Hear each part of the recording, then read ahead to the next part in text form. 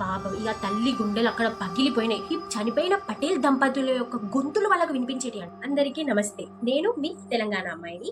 So ఈ రోజు నేను ఏం చెప్దామని వచ్చానంటే, మా మదర్ లైఫ్ లో ఒక రియల్ హారర్ ఇన్సిడెంట్ అయితే జరిగింది. ఇది తన చిన్న వయసులో జరిగింది అన్నమాట.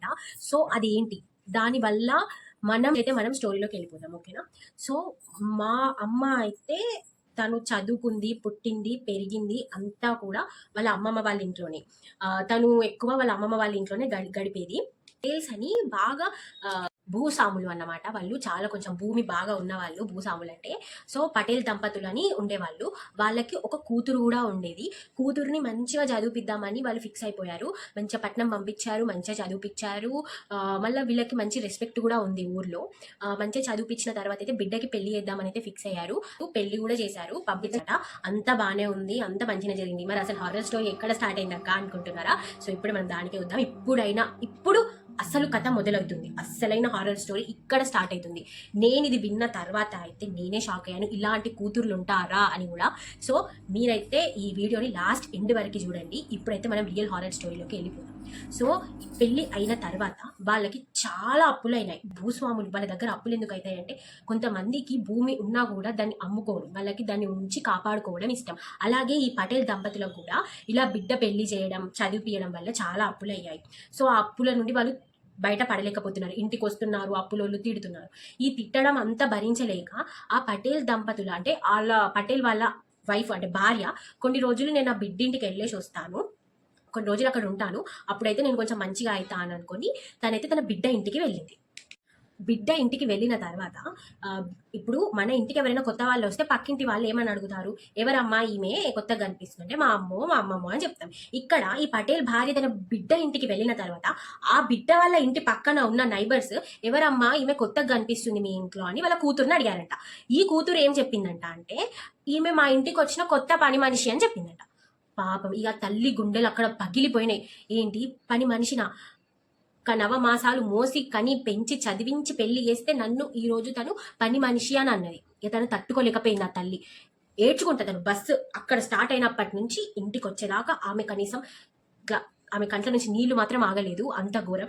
ఇక ఆ తల్లికి అంత జరిగిన తర్వాత తను ఇంటికి వచ్చినాక వెంటనే అప్పులలో వచ్చి ఇట్లా తిట్టడంతో తను ఇంకా డిప్రెషన్లోకి లోనై, ఇంకా ఇక తను చనిపోదామనైతే తను ఫిక్స్ అయ్యి తను సూసైడ్ అటెంప్ట్ చేసి తను చనిపోయింది. చనిపోయిన వెంటనే 10-20 నిమిషాల తర్వాత తన భర్త పటేల్ సాబ్ కూడా వచ్చాడు. వచ్చి చూసేసరికి తన వైఫ్ అక్కడ శవం లాగా పడిపోయి ఉంది.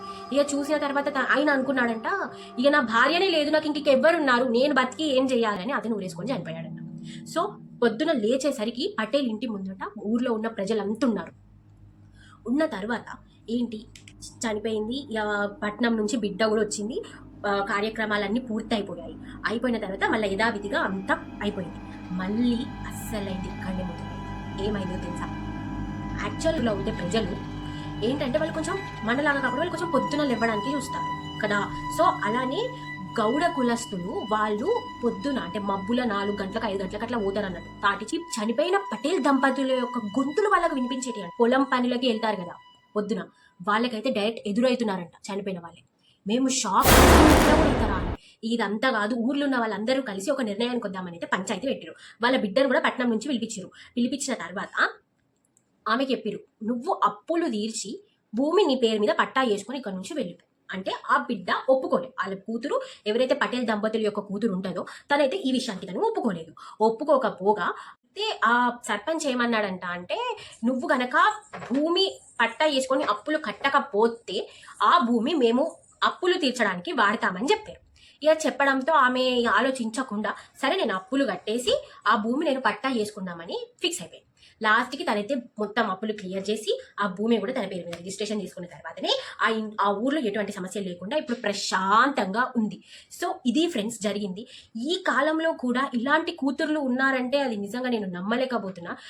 ఎవ్వరు కూడా ఇలా చెయ్యరు. నాకు తెలిసైతే కన్న కూతురు డైరెక్ట్గా పని మనిషి అని చెప్పడం వల్ల, అసలు నన్ను అడిగితే ఆ తల్లి చనిపోవడానికి మెయిన్ రీజనే కూతురు అని నా ఫీలింగ్. మరి మీ ఫీలింగ్ ఏంటో కింద కామెంట్ చేయండి. సో మీ అభిప్రాయాన్ని కూడా కింద కామెంట్ చేయండి. ఆయన స్టోరీ ఎలా అనిపించిందో కూడా నాకు కింద చెప్పండి. ఉంటాను మరి, బాయ్.